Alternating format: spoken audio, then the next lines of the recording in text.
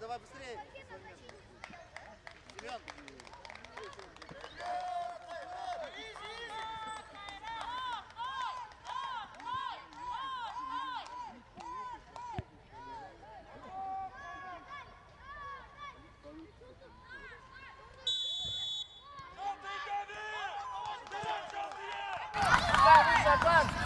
Нарматы футбол сүйүүчүлөрү, ошентип 2013 жылы төрөлгөндөр арасындагы Вячеслав Амин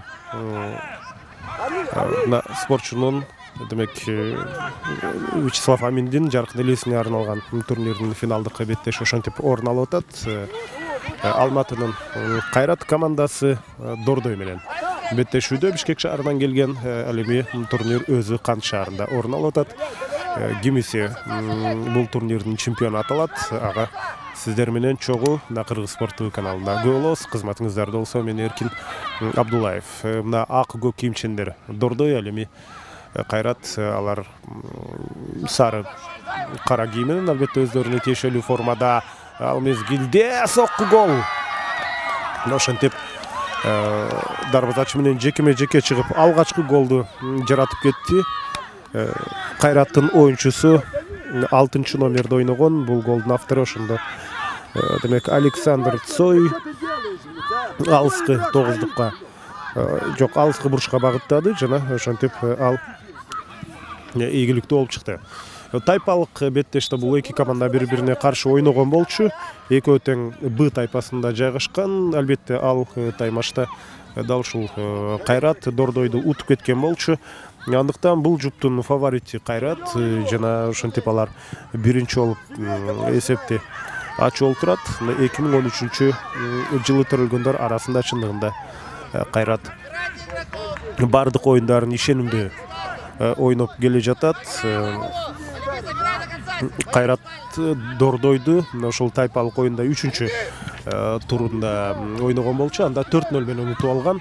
Азыр Дордой демек алгачкы соккусун ишке ашырды. Алихан Шабданбеков аны узатты. Урматтуу көрөрмандар, оюнчуларды тааныштырып өтөлү. Дал ушул Алихан Шабданбеков 11-чи катар саны менен Дордойдун курамында Чынтөрө Асанов 30-чу, Азим Кадыров 5, Умар Шукурбеков 10-чу, Атай Жусупов 6-чы номерде, Алими Белеккачиев 17, Деңиз Орозбеков 27, Актилек Альбертов 7, Даниэль Мамашарипов 12, жана Элхан Кедейканов 1-чи катар сан менен. Ал дарбазада азыр Чынтөрө ушул жерден өнөктөшүндө топту калтырган болчу. Атай Жусуповдун аягына чейин эпизодду бул жерде ойноп кетти. Ошентип биз Дордойдун курамы менен тааныштырдык. Ал эми Владимир Садовский бул Дордой клубунун башкы машыктыруучусу. Кайраттын курамы демек дарбазада болсо бул жерде Семен Милютин 1-чи катар саны менен. Ал эми аянттагы оюнчулар азыр бул соккудан кийин бул чалуудан кийин сөздү улайлы, анткени кооптуу болуп калышы ыктымал дегенче топ аянттын сыртына чыгып кетти. Ибрагим Галешов 10-чу катар сан менен, Мухаммед Али Иген 11-чи, Али Басанов 21, Ибрахим Байменов 5, Руслан Баянов 29, Акан Бакыт 20-чы, Алан Ержан 17, Сабыр Серикчан 8-чи, Дмитрий Цой 30 жана Александр Цой ал 6-чы. Чынтөрө азыр оң канаттан кайрадан кирип барганга аракет кылды. Чынтөрө Асанов ал Дордойдун капитаны. Чындыгында буга чейинки оюндордо таймаштарда өтө ишенимдүү ойноду, бирок кечөө финалга чыгуу үчүн болгон оюнда кечөө Чынтөрө өтө жакшы ойногон. Кечөө алар Абдышата менен таймашып, ошентип аларды демек утуп албетте финалга чыкты. 2013 жылкылардын демек чемпиону азыркы беттештин жыйынтыгында албетте аныкталат. Чындыгында жеңиштин куну өтө жогору. Эң башкысы бул турнир албетте оюнчулардын тажрыйбасын арттыруу, чеберчилигин арттыруу жана достошуу, таанышуу. Андыктан албетте Кайрат фаворит, бирок бул кайсыл команда болбосун, мейли Элбирс, мейли Абдышатта, Дордой алар үчүн ал командадагы оюнчулар үчүн карьерасындагы жакшы бир баскычтардын бири болуп калат. Эртерээк пас бериш керек болчу. Албетте Чынтөре Асановго пасы бир аз кечикти. Анткени ал кароосуз жалгыз турган эле бир аз кечигип пас бергендиктен албетте коргоочулар анын жолун тосуп калганга жетишти. Биз мына Кайраттын курамын тааныштырып өткөнбүз. Ал эми азыр Эрежебузов арттан түртүп кетти. Алихан Шабданбеков, ошол замат биринчи калыс Нурсултан Абдираевдин ышкырыгы жаңырды. Бүгүнкү беттеште Нурсултан Абдираев менен Айдана Жылдызбекова экөөсү тейлеп атат. Атайын берилген убакытты бөлүп берди. Кайраттын оюнчуларын тааныштырып, алардын машыктыруучусун айтып элек болчубуз. Константин Истомин демек Кайрат клубунун машыктыруучусу. Айттык беле, азыр мына алса сокку жакынкы бурчуга гол. Караңыздарчы, кандай ишенди. Азыр соккуну ишке ашырды. Кайрадан эле Александр Цой, анын алыстан соккулары өз деңгээлинде. Ошентип биринчи, экинчи гол анын пайдасында ошентип калып турат. Кайрадан Александр Цой демек активдүүлүгүн көрсөтмөк.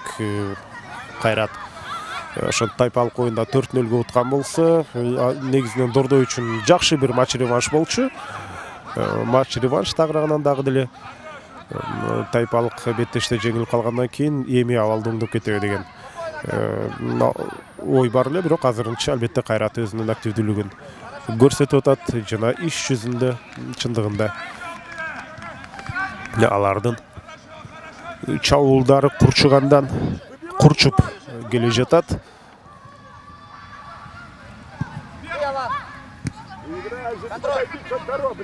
Борбордук бөлүктө того үчүн күрөш. Бул жерден Азим Кадыров жокал топто алдырды. Азыр Кайрат оң канаттан жүрүшүн улап келе жатат. Ошол эле 20. Ой, кандай сонун пас жана гол албетте. Өтө сонун пасты ушул жерден демек Руслан Баянов чыгарып берди. Ал эми бул голдун автору ошондо 27-чи номер 17 го дейм. Андай болсо, демек бул Алан Ержан. Алан Ержан бул голдун автору. Эсеп ошентип 3-0 айланып кетти. Пас өтө кооз болду.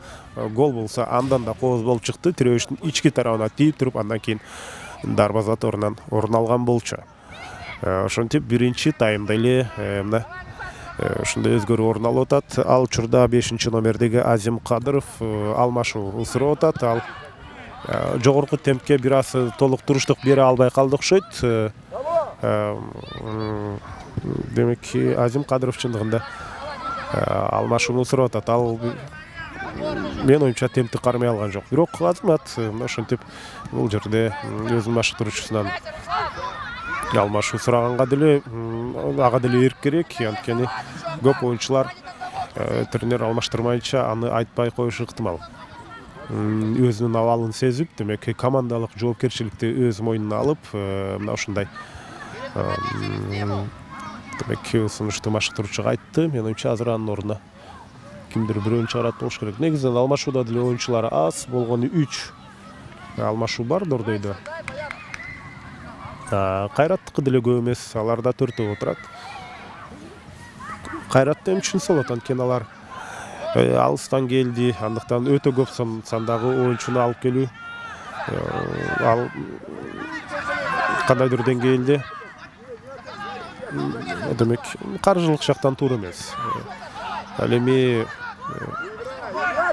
Дордой албетте көбүрөөк оюнчуну алып келгенге аларда мүмкүнчүлүк бар болчу. Бишкектен Кантка чейин албетте арал калыс эмес, бирок Дордой аз болсо дагы негизинен саз курамды алып келген. Ошонусу дагы Кайратка 2 жолу утулуп калуу коркунучунда турат. Анткени биринчи тайпалык оюнда 0-4 утулган, азыр 0-3. Ал мезгилде мына Алихан Шабданбеков алмашууга кетти. Алихан Шабданбековдун ордуна азыр ошондо анын ордуна 21 номердеги oyuncu çıktı. Протоколдон негизинен ал номердеги oyuncu жок болчу. Азыр карарыңыздарчы, каршы эпкинден өтүп кетти.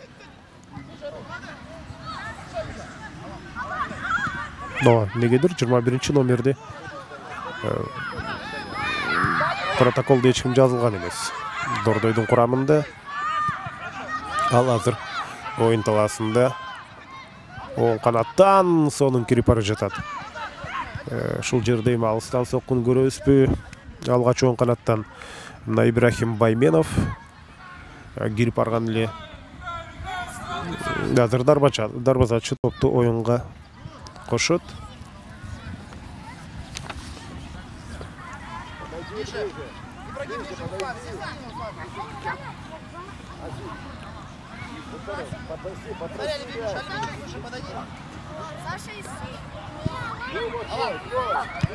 Топ борбордук бөлүктө жана алмашуу сураган Азим Кадыров өзүнө келип калды окшойт. Азыр кадимкидей ишендүү оюнду жүргүзүп атат. Башындагы темпти азыр ал кадимкидей кабыл алган сыяктуу. Азыр подкат менен ушул Дордойдун оюнчусу топту аянттын сыртына чыгарып ийди, бирок орто жолдон ошол эле учурда орто жолдон Кайраттын оюнчусуна демек рикошет болуп тийип кеткен экен. Али Басанов ауттан топты оюнга кошкон. Кайраттын чабуулу сол канаттан башталды. Ал жакта кичинекей дарбазага топ кирди, албетте ал машыгууда колдонула турган топтор, тагыраак дарбазалар. Азыр жеке орун алып кала жаздады. 9 номердеги Ибрахим Байменов толугу менен даяр болчу. Жеке чыкканга коргоочулар, албетте Дордойдун коргоочуларын күчүлүп бербей атат. Дордой кечээ Абдышата менен болгон оюнда ушунчалык сонун ылдамдыкты темпти көрсөткөн эле, бирок бүгүн аны ишке ашыруу оңой болбой атат. Алар үчүн карасаңыздар кандай сонун пас, бирок жыйынтыктоочу мезгилде ошентип 7 номердеги Актилек Альбертов абалды жөнгө салып кетти.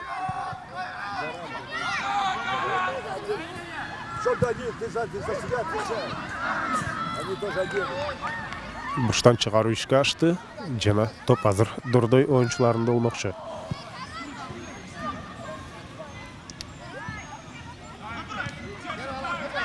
Дарексиз пас.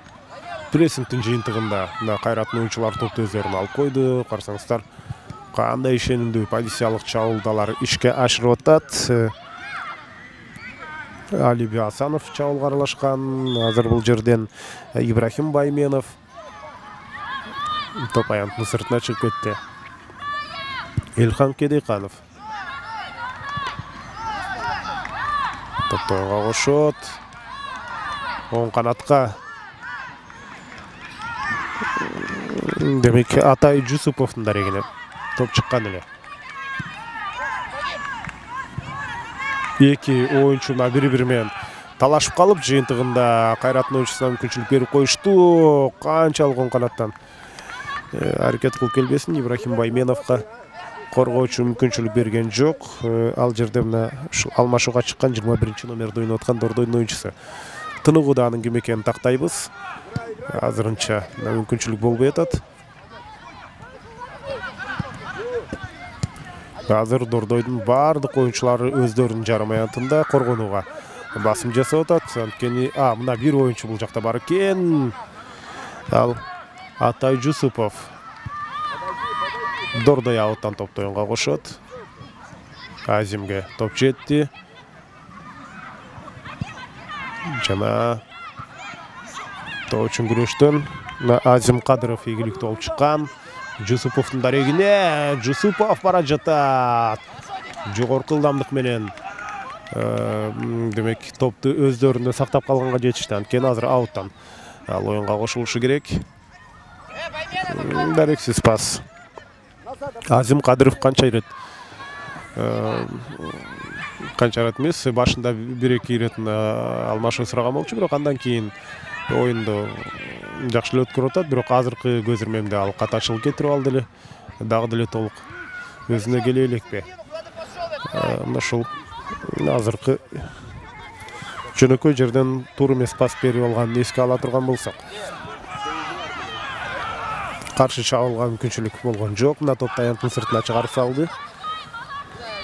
Азыр Кайрат демек топ менен болот. Бул жерде Алиби Асановна оюнга кошуп берген. Топ сол канатка өттү.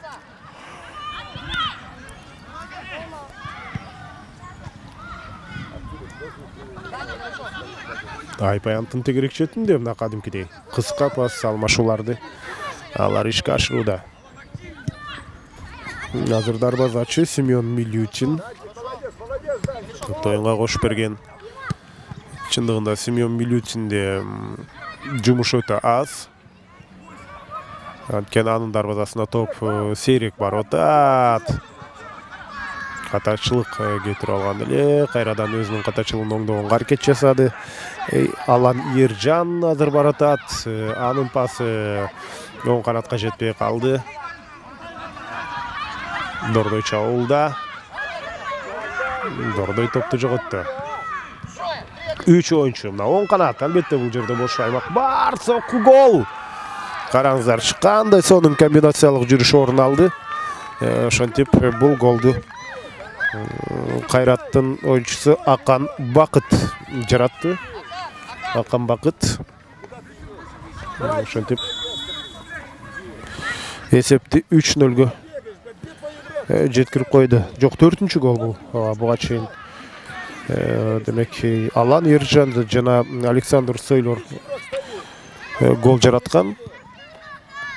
Акан Бакыттагы бир голду финалда демек өзүнүн эсебине жазып койду.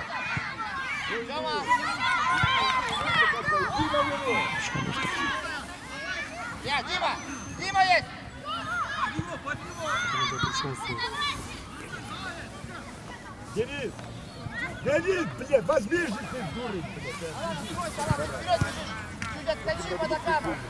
блядь. Ауттан топ оюнга кошулууда.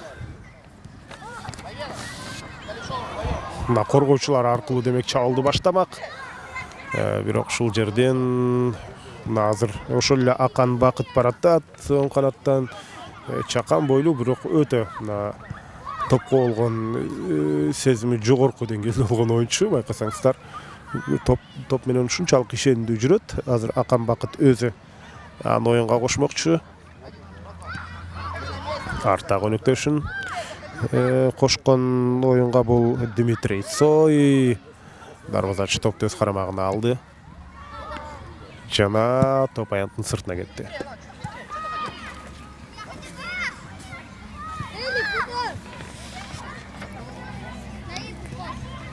Бул биринчи тайм. Эсеп болсо 4-0. Мына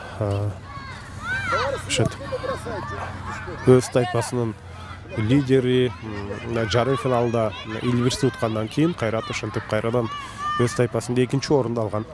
Дордой менен туш келип аларды ошентип 4-0 менен артта калтырып жаткан учуру.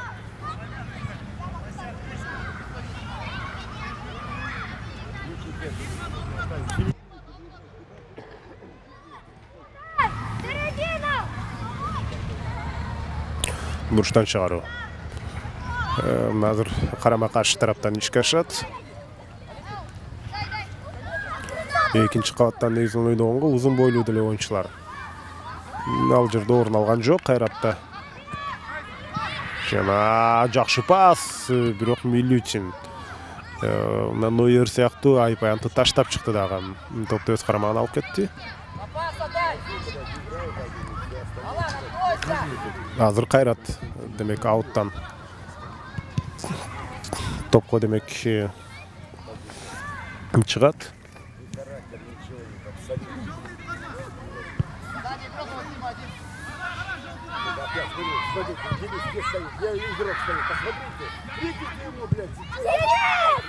Кайрат дагы деле ишенүү топту алып жүрөт. Дордойдун оюнчулары андан топту алганга мүмкүнчүлүгү жок сыяктуу. Мына эми гана андай шарт түзүлдү.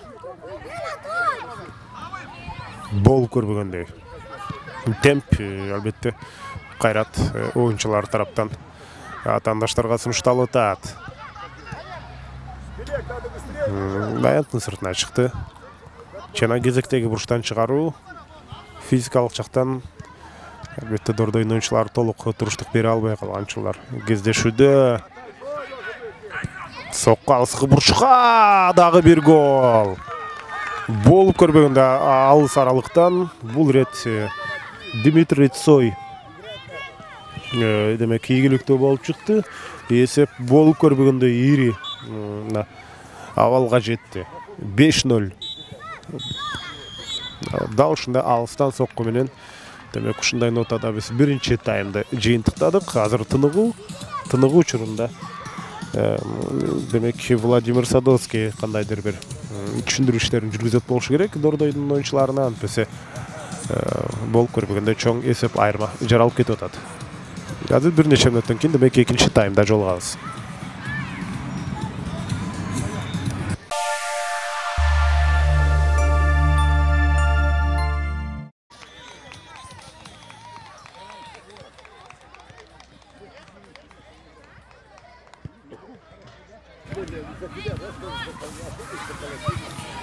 Урматтуу футбол сүйүүчүлөрү, ошентип финалдык беттештин экинчи таймы башталды.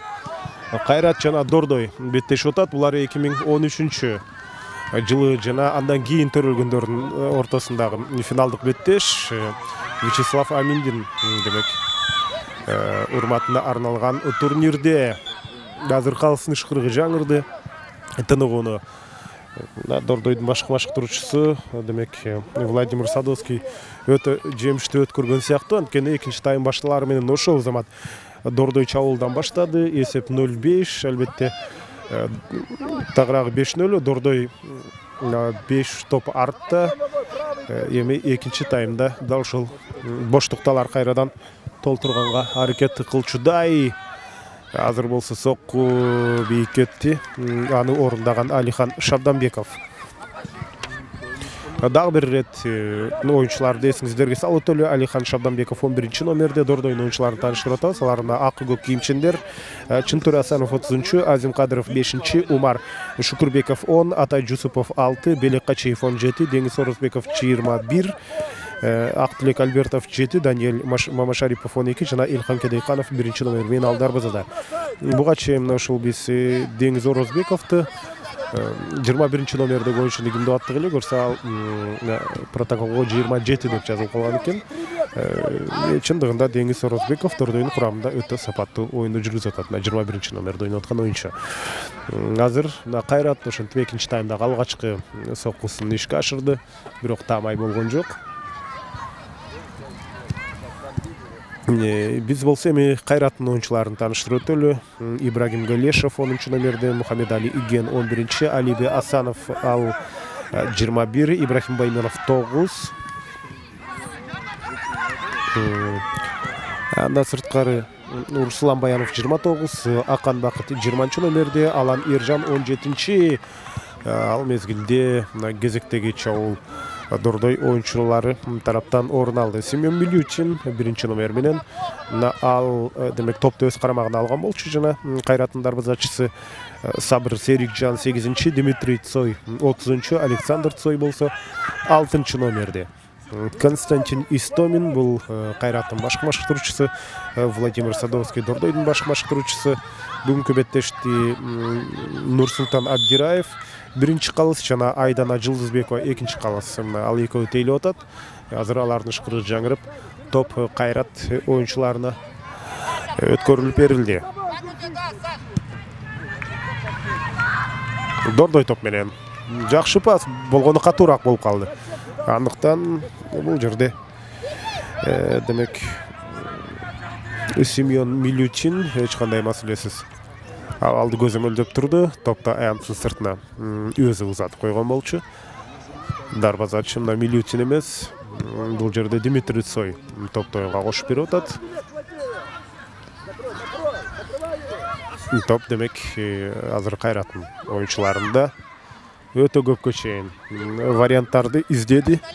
Мухаммедали Иген эң аягында азыр кайрадан топты оюнга кошот. Албетте секирбөө керек машыктыруучусу Константин Истомин ошол заматага түшүндүрүп атат. Калыстар албетте көп ауттан топты оюнга кошконго маани беришкен жок. Ар бир туур эмес аут үчүн токтото бере турган болсо, албетте бул жерде оюндагы темп да жолот. Биринчиден негизинен эле ал канчалык туура бул жактан мындай эки ача пикир болушу ыктымал. 10 жашка чейинкилер үчүн аутту туура эмес кошсо, ага көз жумуп койсо, менин жеке пикиримде болот. Анткени эми кийинки жаш курактарда аны үйрөнүп алат, кантип эле аутты үйрөнүп албай калсын. Ага караганда албетте башка маселелер маанилүү, топко болгон сүйүү, футболго болгон сүйүү, оюнго болгон мына ушул демек гармонияны сактап калуу бул өтө маанилүү менин оюмча. Андыктан мындай турнирлерде негизги нерсе ошол оюнчулардын жеке чеберчилигин артырганга жасалган болсо, бул менин оюмча туура болуп эсептелет. Азыр Дордой топту жоготту борбордук бөлүктөн. Кайрат ошол замат чалдуулап келе жатат. Сол канаттан карасаңыздар, канчалык жаш оюнчулардын бири-бирине болгон тирешүүсү. Руслан Баянов менен ал жерде жаңылбасам Актилек Альбертов эки топ үчүн тирешкен болчу. Азыр бетине топ тийип калды. Албетте бул жерде эреже бузуу жок. Алан Ийиржан ошол жакын аралыктан бетине топ тийип калгандыктан өзүнүн ыңгайсыз сезип калды эле. Ошондуктан Айдана Жылдызбекова ышкырыгын жаңыртып, анын ал акыбалын бир сыйра сурады. Баары жайында. Мына кайрадан демек Кайрат топ менен. Топ аянттын сыртына чыгып кетти. Бул жерде Дордойдун оюнчулары топту оюнга кошуш керек. Ооба, Дордой кошот. Чындыгында ошол 11 номерде ойноп аткан Мухаммедали Игендин бутунан кеткен эле. Карасаңыздар, аут кимден экенин деле булар кээде так аныктай албай калып атат. Чындыгында жаш, албетте 10 жаштагылар. Азыр алыстан сокку дарбазага таамай эмес. Ошол 7 номердеги Актилек Альбертов ал тепти, андан кийин атаандашынын бутуна тийип топ аянттын сыртына кеткенден кийин ал келип ауттан топту оюнга кош дегенге чейин ал түшүнө берген жок.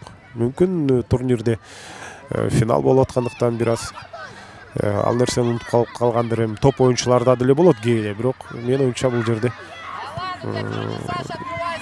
маселе бир аз башкачараак дейм. Андыктан ошол ауттан топту оюнга кошууда кайсыл бир башка учурларда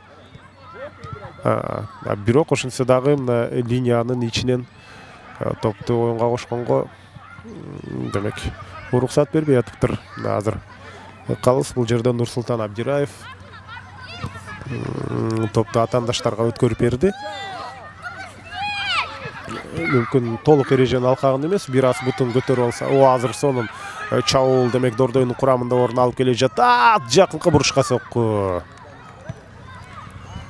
Албетте Семен Милютин үчүн бул кандайдыр бир маселе жараткан жок. Сокку жалыскы бурушка барышы керек эле. Ал жерде соккуну ошондо Атай Жусупов ишке ашырган болчу. Жакшы пас. Бирок өнөктөштөрү толук түшүнө берген жок. Дордойдун 11 номердеги оюнчусу Алихан Шабданбеков негизинен өтө сапаттуу оюнду жүргүзүп атат, бирок ага карабастан албетте 5 гол киргизип кетишти.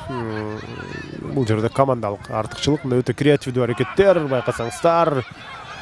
Арттагы оюнчуну демек кошуп атат Мухаммедали Игенди. Азыр Кайрат топ менен.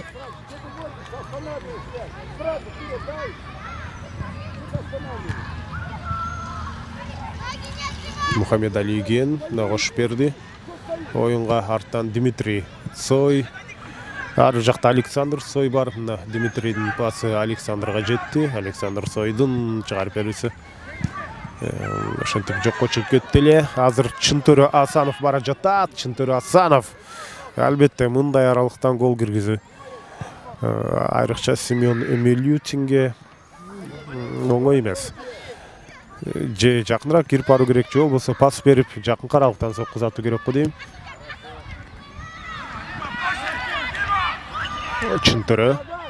Чынтөрө Асановду карасаңыздар, ага каршы 3 мына 4-чү коргоочу демек 3-өсүнөн өттү, 4-чүсүнөн ошентип токтоп калды.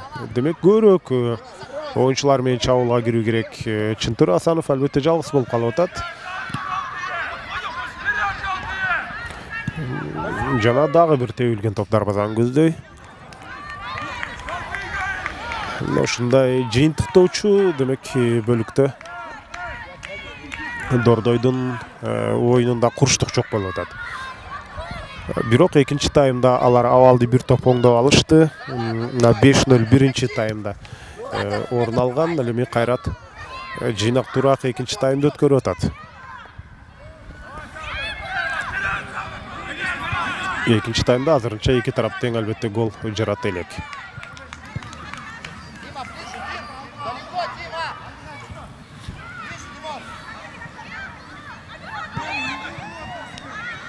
Кайрат топты өз карамагына алды. Сол канатка өткөрдү. Жана дагы деле топ менен жүрөт. Сокку дарбазачыдан кайтты. Азыр буштан чыгарып ишке ашат. Руслан Баянов эң активдүү оюнчулардын бири. Кайраттын курамында бир нече ирет ал голдук пастар чыгарып берди. Руслан Баянов өзү гол жарата элек, бирок өзү гол киргизген жок. Ал эми анын чабуулдарды уюштуруп бергени дээрлик оюндар да ушул голдордун басымдуу бөлүгүнө ал түздөн түз өзүнүн салымын кошкон болчу. Азыр Дордойдун оюнчулары токтоп калды. Кайрат болсо аны улап бара жаткан. Кайрат топ менен болот. Ауттан аны оюнга ошондо Сабыр Серикчан кошуп берди. Сабыр Серикчан кайрадан топ менен топту кармап турат. Ал арттагы демек Димитрий Цойго берген болчу. Баянов жана Дордой чабуулга бара жатат. Караңыздарчы, кандай сонун подкат Димитрий Цой тараптан. 7-чи номердеги Актилек Альбертов оң канаттан кирип бара жаткан эле. Жана неченчи ирет Актилек Альбертов ауттан топту оңго кошуп атат. Пас берип ойнобойбу бул жерде, карасаңыздар.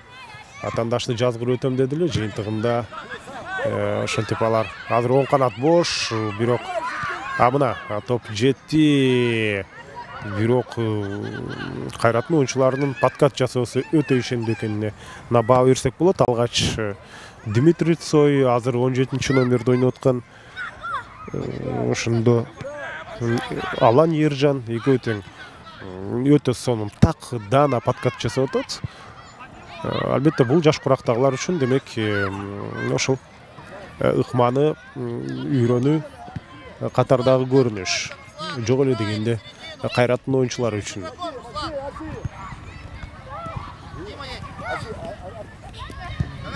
Азыр топ үчүн 20-чы номердеги Акан Бакыт аралашты. Акан Бакыт бир гол жараткан. Мына азыр ал топ менен жана анын бутунан чыгып кетти дагы. Актилек Альбертов ауттан оюнга кошту. Дордой чабуулун уламак. Чындыгында Кайраттын фонунда Дордой бир топ эле алсыздай көрүнүп атат. Экинчи таймда абал турукташты, бирок айрыкча биринчи таймда андай көрүнүш көз көрүнө орун алган эле. Мүмкүн Кайрат да ошол 5-0 эсебине таянып оюнду жүргүзүп аткандыр.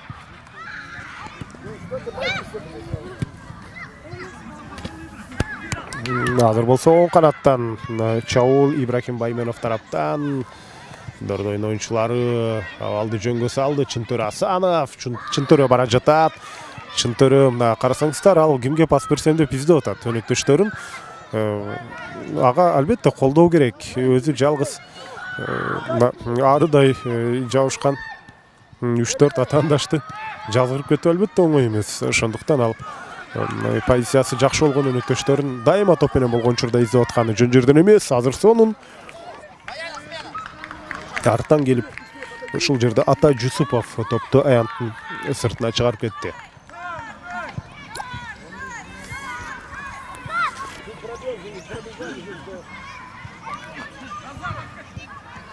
Топ оюнга кошулду. Кайраттын оюнчусу Алан Ержан. Жок, азыр болсо Акан Бакытан оюнга кошту.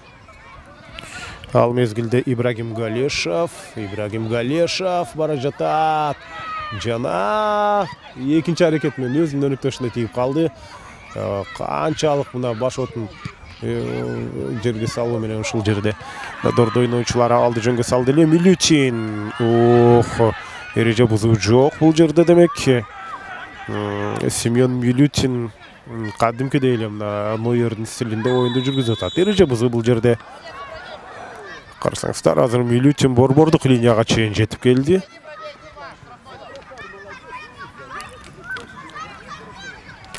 Анткени топ Кайратта, ошондуктан Кайраттын дарбазачысы борбордук линияда жүрөт. Алыскы бурушка багытталды эле. Топ эртерээк оюнга кошу керек. Жок, дарбазачы өзүнүн позициясын ээлеп калды. Эгерде ушул жерден автоматтык түрдө чабуулга чыгып бош калган дарбазага тепсе, анда кирип кетиши ыктымал.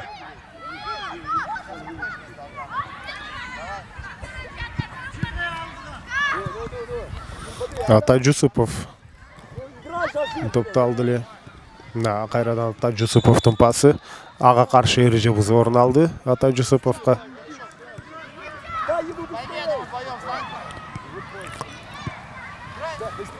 Азыр болсо мына Актилек Альбертов, Кайрадан Атай Жусупов, арттан жакшы пас. Чынтыры Асановдун дарегине чыгарылган пас. Демек эң мындай салкын кандуу ойногон Дордойдун курамында да ушул Алихан Шабданбеков болуп атат, 11-чи номердеги борбордук коргоочу. Бүгүн анын маанайы жок, анткени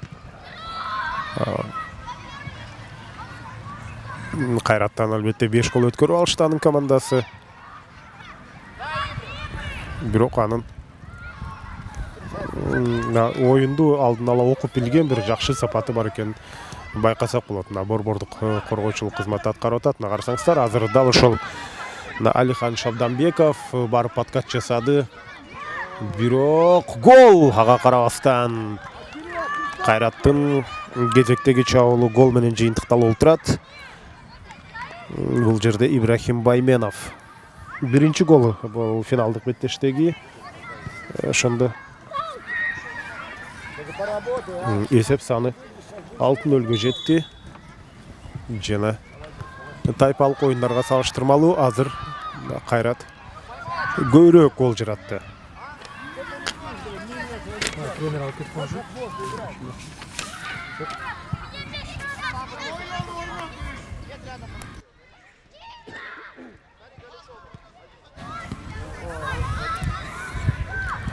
Азыр бурчтан чыгаруу ишке ашат. Ошол 6-чы голду киргизген Ибрахим Байменов азыр ал бурчтан топту көтөрөт. Жакынкы бурчка жана дарбазачы топту өз карамагына алды. Ошол замат аны атаандашынын жарым аянтына жеткирди. Бул жерде Чынтыр Асанов топту токтотуу керек. Чынтыр Асанов топту токтотуп кала алган жок. Аны мутуна тийгенден кийин аянттын сыртына чыгып кетти.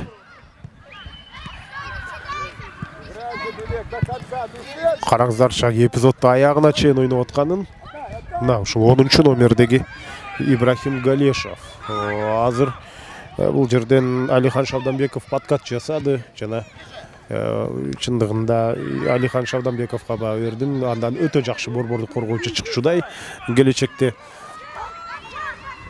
сонун бара жатат азыр Белек Качиев, анын чыгарып берүүсү жана Чынтөрөнүн караңыздарчы артта эмне турат? Чуркап барбай 5-чи номердеги Азим Кадыров ушул жерде пауза кармап койду. болбосо жакшы бир абал ал жерде жаралмак. Жана гол дагы бир. Бул рет Ибрахим Галишев. Ибрахим Галишевдин ошондо бул алгачкы голу финалдагы 10 номердеги Ибрахим Галишев. Буга чейин албетте башка оюнчулар гол жаратып аткан. Ал эми бул жерде кайсы 5 номердеги оюнчу азыр жабыркап калган. Аны такыр алмаштырбай койдук. Башкаруучу демек Владимир Садовский эсиңиздерде болсо биринчи таймда ал алмашуу сураган эле. Азыр кадимкидей жабыркап мен оюнчу ал ушул эркинин күчтүүлүгүнөн эле ойноп жаткандай.